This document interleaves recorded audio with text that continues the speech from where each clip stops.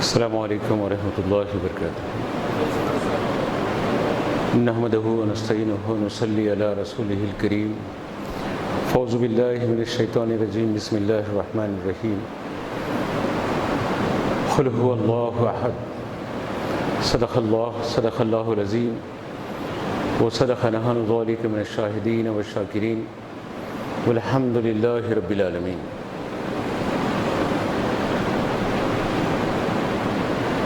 سورہ اخلاص کی پہلی آیت مبارکہ کی تلاوت کا شرف حاصل ہوا، جس میں اللہ تبارک و تعالیٰ نے اپنے محبوب نبی سیدنا محمد رسول اللہ صلی اللہ علیہ وسلم سے ارشاد فرمایا کہ محبوب، آپ کہہ دو کہ اللہ ایک ہے۔ آج کا جمعۃ المبارک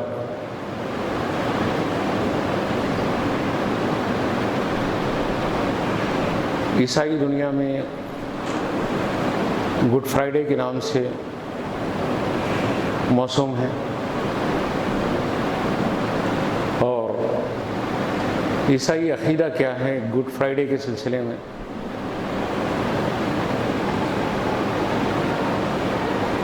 کہ آج کے جمعۃ المبارک یعنی ایسٹر سے پہلے جو جمعہ آتا ہے، اس جمعہ کے بعد جو اتوار آتا ہے، ان کے پاس یوم عید مسیح منائی جاتی ہے۔ تو اس اتوار سے پہلے کا جمعہ وہ لوگ گڈ فرائیڈے کے نام سے موسوم کرتے ہیں۔ اور اس کا پس منظر کیا ہے؟ اس کا پس منظر یہ ہے کہ عیسائی عقیدے کے مطابق آج کے دن حضرت عیسیٰ علیہ نبی علیہ السلام کو مصلوب کیا گیا، یعنی سولی پر چڑھایا گیا۔ یہ عقیدہ عیسائی عقیدہ ہے۔ اور ہمارا عقیدہ کیا ہے؟ حضرت عیسیٰ علیہ نبی علیہ السلام کو مصلوب نہیں کیا گیا، سولی پر نہیں چڑھایا گیا، وہ سولی کی موت سے معاذاللہ ہلاک نہیں ہوئے، بلکہ اللہ نے ان کو آسمانوں پہ بلند کیا، اور ابھی بھی وہ زندہ ہیں۔ زندہ ہی اللہ نے ان کو آسمانوں پر رفع کیا، اٹھایا، اور قرب قیامت وہ تشریف لائیں گے۔ یہ ہمارا عقیدہ۔ لیکن عیسائی عقیدہ جو حضرت مسیح کے بارے میں اس طریقے کا عقیدہ ہے، اس عقیدے کی بنیاد ایک تو توہین نبی بھی ہے، اور دوسرا ان کے عقائد کی بنیادوں میں سب سے انتہائی بدترین عقیدہ تو یہ ہے کہ حضرت مسیح یعنی عیسیٰ علیہ السلام خدا کے بیٹے ہیں۔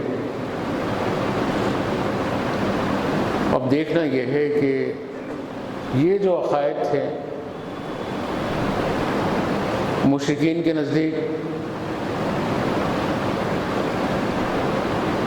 دیوی دیوتاؤں کا تصور تھا اور ہے۔ مشرکین مکہ انسانوں کو خدا کا اوتار مانتے، خدا کا روپ دھار کے زمین پہ آنے کا عقیدہ رکھتے، اور یہ تصور رکھ کر ان کی پوجا و پرستش کرتے اور ان کی صورتیں و مورتیں بناتے۔ اسی طریقے سے عیسائیوں کا عقیدہ ہے کہ حضرت عیسیٰ علیہ السلام خدا کے بیٹے۔ یہودیوں کا عقیدہ ہے حضرت عزیر علیہ السلام خدا کے بیٹے ہیں۔ یہودی اور عیسائی عقیدوں کے درمیان داعی توحید حضرت سیدنا محمد رسول اللہ صلی اللہ علیہ وسلم کو رب تبارک و تعالیٰ نے حکم دیا کہ اے محبوب قل هو اللہ احد، آپ یہ کہہ دو کہ اللہ احد ہیں، لم یلد ہیں ولم یولد ہیں، وہ نہ کسی سے جنا ہے نہ کوئی اس سے جنا گیا ہے، نہ وہ کسی کا باپ ہے نہ وہ کسی کا بیٹا ہے، نہ کوئی اس کا بیٹا۔ کہ بیٹے ہونے کا تصور یہودیوں میں اور عیسائیوں میں کیسے آ گیا؟ تو جب نبیوں کے معجزات انہوں نے حیرت انگیز دیکھے تو اس معجزے کو انہوں نے نبی کا ذاتی کمال سمجھا، اور نبی کا کوئی ذاتی کمال نہیں ہوتا ہے، کوئی معاملہ خود ذات محمد رسول اللہ صلی اللہ علیہ وسلم کا۔ تصوف کے امام ہم سب کو تصوف کا درس دینے والے ابن عربی کا ارشاد ہے، اور رب رب فإن تنزل،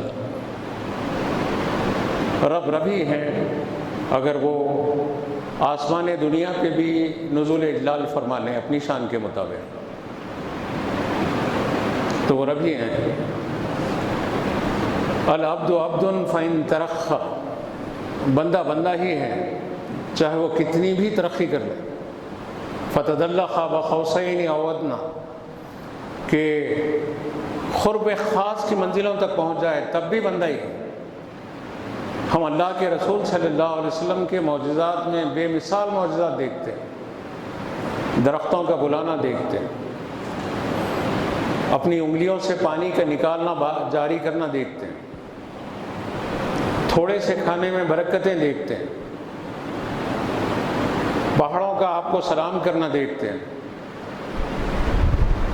درختوں کا آپ کے سامنے آپ کے حکم کی تابعداری کرنا دیکھتے ہیں، چاند کا 2 ٹکڑے ہونا دیکھتے ہیں، سورج کا پلٹانا دیکھتے ہیں، یہ سارے معجزات دیکھتے ہیں، حتیٰ ہی کہ آسمان میں مسجد حرم سے مسجد اقصی اور مسجد اقصی سے آسمانوں کے پرے جانا دیکھتے ہیں، پھر وہاں سے لوٹ کے آنا دیکھتے ہیں، باوجود اس کے کہ ہم محمد رسول اللہ وہ اللہ کے رسول ہیں کہتے ہیں، نہ ان کو خدا کہتے ہیں نہ خدا کا بیٹا کہتے ہیں۔ لیکن عیسائیوں نے تھوڑی تھوڑی بات پر بھی، یہودیوں نے حضرت عزیر کو دیکھا، عزیر 100 سال تک اللہ کی دی ہوئی نیند میں اپنی قوم کے درمیان، واقعہ نگاری کا وقت نہیں، سوئے رہے، جب اٹھ کے نیند سے پلٹے تو قوم نے کہا کہ نہیں، یہ ہماری قوم سے 100 سال دور رہے، اب پلٹ کر آئے اور ثبوت تو دے دیے کہ یہ عزیر ہی ہے۔ تو عزیر تو بے شک ہمارے نبی ہیں، لیکن وہ انسان نہیں، خدا کے بیٹے ہیں۔ حضرت عزیر کو ان لوگوں نے معاذ اللہ خدا کا بیٹا تسلیم کر لیا۔ عیسائیوں نے حضرت مسیح علیہ السلام کو یہ دیکھا کہ آپ کے جو معجزات ہیں، حیرت انگیز معجزات، ان معجزات کو دیکھا تو کہا کہ نہیں، یہ خدا کے بیٹے ہیں، اس لیے کہ یہ کوڑیوں کو شفا دے دیتے ہیں، مردوں کو زندہ کر دیتے ہیں، ان کی جو معجزانہ خصوصیات ہیں یہ معاذ اللہ خدا کے بیٹے میں۔ تو اسلام افراد و تفریط سے ہر معاملات میں پاک ہے۔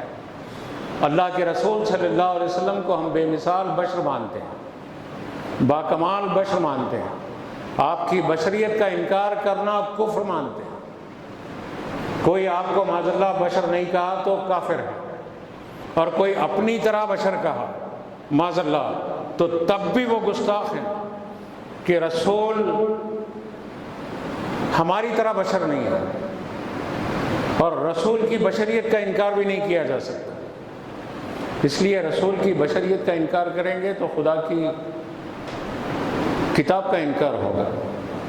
کتاب اللہ نے رسول اللہ کا جو تعارف کرایا ہے وہ بحیثیت انسان کرایا ہے، اور بلا شبہ ہمارے نبی انسان کامل ہیں، اکمل ہیں۔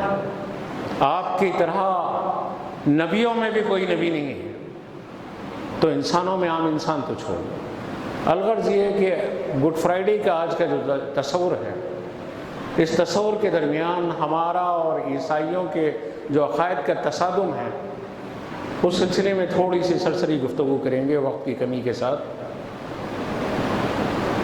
کہ حضرت عیسیٰ علیہ السلام کی پیدائش اور حضرت عیسیٰ علیہ السلام کا تعارف کیا ہے۔ کون ہے حضرت عیسیٰ علیہ السلام؟ عیسیٰ علیہ السلام حضرت مریم کے بیٹے ہیں، اور حضرت مریم کون ہیں؟ حضرت عمران کی بیٹی ہیں۔ حضرت مریم کی والدہ حضرت حنا ہیں، یعنی عمران اور حنا یہ دونوں حضرت مریم کے والد اور والدہ ہیں۔ حضرت مریم کو ایک بہن ہے، اس کا نام ہے عیشا۔ عیشا کیسا لکھا جاتا ہے؟ الف یا شین الف عین، عیشا۔ یہ کون ہے عیشا؟ عیشا جو ہے حضرت زکریا علیہ السلام کی بیوی ہے، اور عیشا حضرت مریم کی بہن ہے۔ تو اس طریقے سے یحییٰ علیہ السلام حضرت مریم کے بہن کے بیٹے ہیں۔ یہ جو سیدنا سلیمان علیہ نبی علیہ السلام کی اولاد میں یہ شرف نبوت و عزت، یہ وقار و بلندی، یہ دین کی خدمت اور اللہ کی وحدانیت کی جو تعلیمات تھی، وہ خصوصیت سے انبیاء کا خاصہ۔ تو حضرت حنا عمر طویل کو جب آئی، یعنی حضرت مریم کی بیوی، عمران کے نام سے تو پورا ایک سورہ مبارکہ ہے نا قرآن حکیم میں، تو حضرت عمران کی جب بیوی حنا بڑھاپے کے وقت میں آئی، تو ایک روایت کے مطابق مفسرین نے بتایا کہ اللہ نے ان کے قلب میں ایک بات کو القاء کیا کہ دعا کرو، بیٹے کی دعا کرو، اولاد کی دعا کر، بیٹے کی نہیں، اولاد کی دعا کر۔ بعض مفسرین نے لکھا کہ حضرت حنا نے ایک مقام پر درخت کے نیچے بیٹھی ہوئی تھی، ایک پرندے کو انہوں نے دیکھا کہ وہ اپنے بچے کو چگا رہا ہے، تو حضرت حنا کے دل میں خواہش ہوئی کہ کاش میں بھی صاحب اولاد ہوتی اور مجھے بھی کوئی بچہ ہوتا، تو میں ایسے ہی محبت سے ماں کی خدمت کا حق ادا کرتی بچے کے ساتھ۔ تو اللہ نے حضرت حنا کے دل میں خیال پیدا کیا کہ دعا کر۔ حضرت حنا نے دعا کی کہ اللہ اگر مجھے تو صاحب اولاد بنائے گا تو میری اولاد کو میں بیت المقدس کی خدمت کے لیے نظر کروں گی۔ اللہ نے حضرت حنا کو عمر طویل میں، بڑھاپے کی عمر میں، حضرت عمران کے گھر میں امید کی کرنوں کو جگایا، اور حضرت حنا صاحب اولاد ہوئی۔ لیکن حیرت یہ ہوئی کہ خواہش لڑکے کی تھی اور لڑکی پیدا ہوئی۔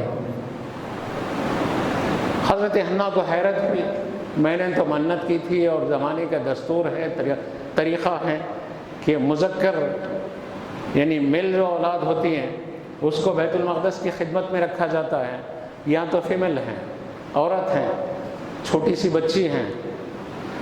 تو اللہ نے فرمایا کہ تم نے جو نظر کی تھی اس کی تکمیل کرنا ہے، مرد و عورت کچھ نہیں ہے، نظر کی تکمیل کرنا ہے۔ حضرت حنا نے اس چھوٹی سی بچی کا عمران نے اور حنا نے مل کر نام رکھا مریم۔ مریم کے معنی ہی پاکیزہ، طیبہ، طاہرہ اور انتہائی پاکیزگی کی آخری بلندیوں پر جب یہ نام تجویز ہوا اور اس کے بعد اس بچی کو خدمت کا موقع، جب بیت المقدس میں چھوڑ دینے کا موقع ہے، شیرخوار بچی ہے چھوٹی سی، اور بیت المقدس کی خدمت کے لیے جب نظر مانی تھی، سورہ آل عمران اس کی تفسیر میں گواہ ہے، تو حضرت عمران اور حضرت حنا نے سوچا کہ ٹھیک ہے، جو صالحین ہیں بیت المقدس کی خدمت کرتے ہیں، تو اللہ کے گھروں کی خدمت اتنی معمولی بات نہیں ہے۔ ہم یہ سمجھتے ہیں کہ بس ایک کمیٹی بن گئی ہے، کمیٹی کام کر لیں گے۔ یہ کمیٹیاں انبیاء اور صالحین کی سنت ہیں، اور اس سنت کو پاکیزگی کے ساتھ پورا کرنا ہے، اور یہ کل کی بات نہیں ہے۔ قبلہ اول بیت المقدس، اس کی بھی خدمت کے لیے صالحین کو اللہ نے مامور کیا تھا، اور وہ 27 صالحین تھے۔ حضرت عمران لے کر اس بچی کو ان صالحین کے پاس گئے، اس میں ایک اولو العزم نبی، ان صالحین میں حضرت زکریا علیہ نبی علیہ السلام بھی ہیں۔ اب جب وہ بچی لائی گئی تو حضرت زکریا نے کہا کہ یہ بچی میری بیوی کی بہن، عیشا کی بہن حنا کی لڑکی ہے، اور مجھے زیادہ حق بنتا ہے کہ میں اس کو اپنی پرورش میں رکھوں، اپنی نگرانی میں رکھوں، اور بیت المقدس کی خدمت کے لیے میں اس کو جو ہے اس کی منزل تک لے آؤں۔ صالحین بولے کہ نہیں، ہم بھی مطمئن نہیں ہیں، ہمیں بھی خواہش ہے کہ یہ اعزاز ہم کو مل جائے، عمران کی پاکیزہ بیٹی اور اس کی خدمت کا شرف ہمیں ملے۔ حضرت زکریا علیہ السلام نے کہا کہ اچھا ٹھیک ہے، ایسا کریں۔ مفسرین بتاتے ہیں، کبھی ہم تفسیر دیکھتے ہی نہیں نا، ہم کو قصے کہانیوں سے بڑی دلچسپی ہے، لیکن تفاسیر میں دیکھیں تو دل فکر روشن ہو جاتی ہے۔ جب حضرت زکریا علیہ السلام نے کہا کہ ٹھیک ہے، خرہ ڈال دیں گے، جس کے نام خرہ نکلے گا بچی اس کی خدمت میں، اس کی کفالت میں رہے گی۔ خرہ کا طریقہ یہ رہا کہ وہ 26 صالحین بشمول حضرت زکریا علیہ نبی علیہ السلام کے وہ 27 افراد نے خرہ کے لیے اپنے اپنے قلم ایک چادر کے نیچے رکھ دیے، اور ایک کم سن بچے کو بلا کے کہا کہ اس میں سے ایک قلم اٹھا کے لاؤ۔ وہ قلم جس کا رہے گا، مریم اس کی کفالت میں آئے گی، اور وہی اس کا کفیل رہے گا، اور مریم کی وہ جو ہے کہ نگرانی کرے گا۔ کم سن بچہ آئے کہ قلم اٹھا لایا، تو وہ قلم تھا، تفسیر کبیر میں امام فخر الدین رازی نے لکھا کہ وہ قلم تھا حضرت زکریا علیہ السلام کا۔ حضرت زکریا خوش ہو گئے کہ میرا قلم ہے۔ صالحین نے کہا کہ نہیں، یہ نعمت ہمیں چاہیے کہ ایک موقع اور خرہ اندازی کے کر دیں۔ زکریا علیہ السلام نے کہا کہ ٹھیک ہے، قلموں کو پھر گڑ مڑ کیا گیا، چادر کے نیچے رکھا گیا، اور اس بچے سے کہا کہ جاؤ جا کے اٹھا لاؤ۔ ان قلموں میں سے ایک قلم اس نے اٹھا کے لایا، تو پھر وہ حضرت زکریا علیہ السلام کا تھا۔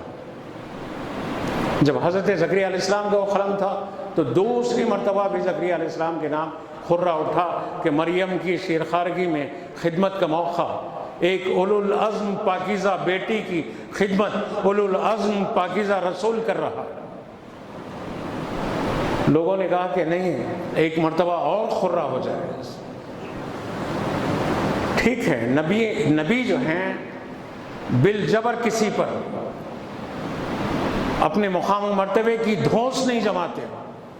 اللہ نے ان کو فضیلتوں سے، عزتوں سے، زمانے کے سارے شرف اور سارے جو ہیں قدر و منزلتوں سے نواز دیتا۔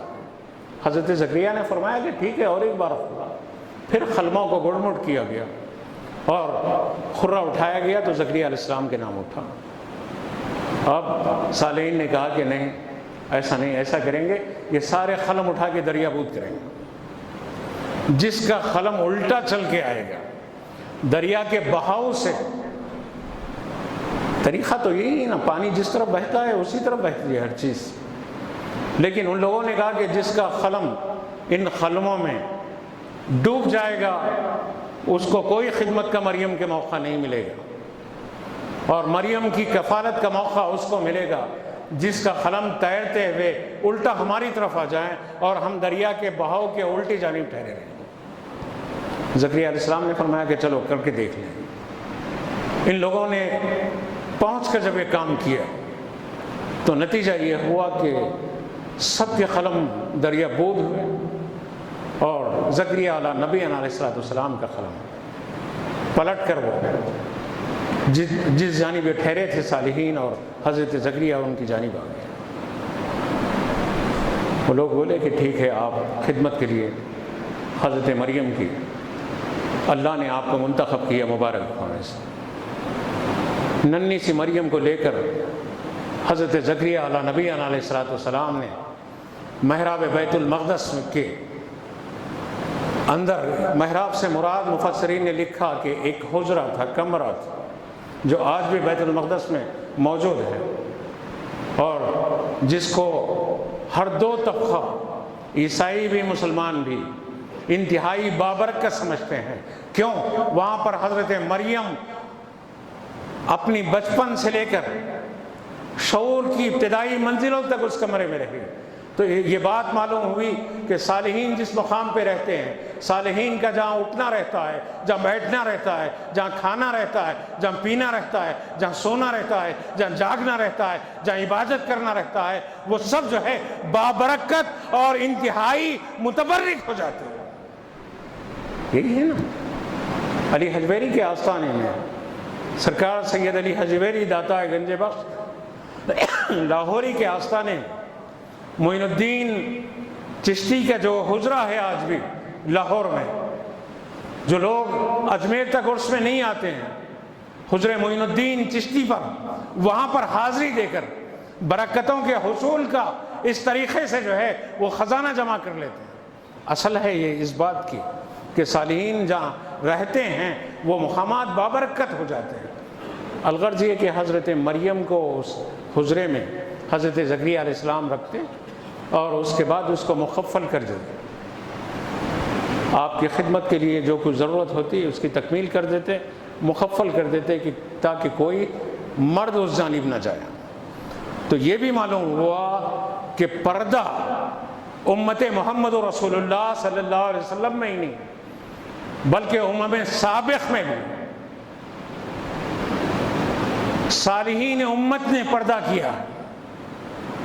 حضرت مریم پردے میں رہتی تھی، اس کمرے میں، اس حجرے میں رہتی تھی، اس محراب میں رہتی تھی.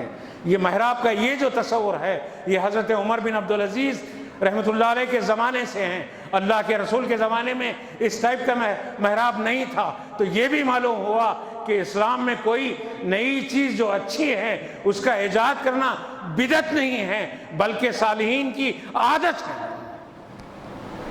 ہر چیز کو بدعت، یہ بدعت، وہ بدعت، ایسا ویسا بدعت. الغرض یہ کہ وہ جو محراب ہیں حضرت مریم کا، جو سورہ آل عمران میں جس کا ذکر ہوا ہے، جس میں حضرت زکریا حضرت مریم کو کہ خورد و نوش کے لیے کچھ اشیاء دیتے ہیں اور مکفل کر کے جاتے ہیں. زکریا علیہ السلام آتے تو دیکھتے کہ بے موسم پھل اس کمرے میں موجود ہے. کمرہ مکفل ہے، اس کمرے میں بغیر موسم کے پھل رکھے ہوئے ہیں. حضرت زکریا حیران ہوتے اور پوچھتے کہ کون لاتا ہے. وہ کہتی کہ مجھے معلوم ہے،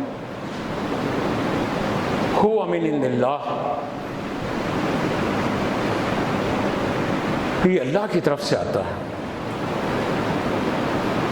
حضرت زکریا حیرت زدہ ہو جاتے اور اس کے بعد ان اللہ یرزق من یشاء بغیر حساب. حضرت مریم فرماتے کہ اللہ جس کو چاہتا ہے رزق بے حساب دیتا ہے.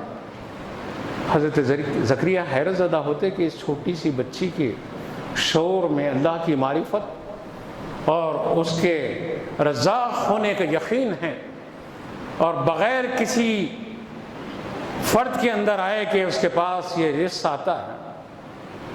یہ کرامت ہے، اور کرامتوں کا انکار کرنے والوں حضرت مریم نبی نہیں ہے. کوئی عورت نبی نہیں ہے. غیر نبی کے سامنے ایسی باتیں وقوع پذیر ہوتی ہے تو وہ کرامت ہے صالحین کے سامنے جو ہوتی ہے. غیر موسم کے جو پھل آتے ہیں. الغرض یہ ہے کہ یہاں بات کرتے کرتے میں ایک بات کروں کہ ایک مرتبہ امام راضی نے لکھا کہ ایک مرتبہ اللہ کے رسول صلی اللہ علیہ وسلم کے دستر مبارک پر کچھ نہیں ہیں 3 دن گزر گئے ہیں. حضرت ابو ہریرہ راوی ہیں اس روایت کے. تیسرے دن آقا کریم صلی اللہ علیہ وسلم. کبھی ایسا وقت آیا نہیں آیا اور اللہ لائے بھی نہیں. ہماری آزمائش میں اللہ کی آزمائش میں ہم کمزور ہیں. آقا کریم صلی اللہ علیہ وسلم بھوک سے بے چین بشری تقاضوں کے مطابق. کون ہے میرا نبی جس کا خادم جبریل ہے؟ کون ہے میرا نبی جس کی عزت و عظمت کا یہ عالم ہے؟ وہ کہتا ہے کہ میرے زمین پر 2 وزیر ہیں، آسمانوں پہ 2 وزیر ہیں. زمین میں جو وزیر ہیں وہ ابو بکر عمر ہیں، آسمانوں پہ جو وزیر ہیں وہ جبریل و میکائیل ہیں. جس کی بادشاہت زمین پر بھی ہے آسمانوں پر بھی ہے. وزیر کس کا ہوتا ہے؟ جو بادشاہ ہوتا اس کے وزیر ہوتے، اور میرا رسول اللہ کی بادشاہت کا بادشاہ ہے. لیکن توکل اور قناعت کا یہ معاملہ ہے کہ تیسرا دن ہے بھوک سے بے چین. سیدہ فاطمہ کے پاس آئے ہیں. حضرت فاطمہ سلام اللہ علیہا کے پاس آیا اور آپ نے پوچھا کہ فاطمہ کچھ ہے کھانے کے لیے؟ تو سیدہ نے کہا کہ بابا جان کچھ نہیں ہے. یہاں بھی فاقے ہیں، خوب مسواک کر رہے ہیں مرخ کی ٹانگوں سے، لوگوں کے ایمان عقیدے خراب کر رہے ہیں. یہ بھی سنت ہے کبھی فاقے سے گزر جائے. آقا خاموشی سے حضرت فاطمہ کے گھر سے نکل رہے ہیں. روایت میں آیا کہ عبدالرزاق بھترالوی رحمۃ اللہ علیہ نے اپنی کتاب تذکرۃ الانبیاء میں، جو سب سے اردو زبان میں ایک معتبر اور محققانہ اسلامی لٹریچر کا بڑا خاص حصہ ہے، جس کو الحمدللہ ہم نے انڈیا میں شائع کرانے کا شرف حاصل کیا. رضوی کتاب گھر سے، اللہ قمر الدین رضوی کو مغفرت کرے، ہماری خواہش پر انہوں نے اس کو ریکمپوز کر کے شائع کیا جب پاکستان سے آئی تھی. اللہ عبدالرزاق بھترالوی کی خبر کو بھی نور سے منور کرے کہ انہوں نے بہت بڑا علمی اور اسلامی کام کیا. ابھی حال میں ان کا بھی انتقال ہوا اور قمر الدین رضوی کا بھی انتقال ہوا. تو الغرض یہ کہ تذکرۃ الانبیاء میں عبدالرزاق بھترالوی کی، بھترالہ ایک پاکستان کا علاقہ ہے، وہاں کا یہ محدث رہا ہے عبدالرزاق بھترالوی، اور جس نے خوب کام کیا، جس کے کام کو دیکھنے کے بعد آنکھوں میں ٹھنڈک اور روح میں جو ہے سکون پہنچتا ہے. الغرض یہ کہ لکھا گیا کہ حضرت فاطمہ کے گھر سے اللہ کے رسول نکلے. میں بات ختم کر رہا ہوں، موضوع پر اگر وقت رہا تو پھر بات کریں گے کہ وقت زیادہ ہونے کی پھر شکایتیں ہو رہی ہیں، مجھے بھی شکایت ہے. آقا نکلے گھر سے، حضرت فاطمہ کے پڑوس سے کسی خاتون نے 2 روٹی، روایت میں آیا کہ صرف 2 روٹی تھیں، ایک برتن میں رکھ کے ڈھانک کے لائی اور لا کے حضرت فاطمہ کو دی.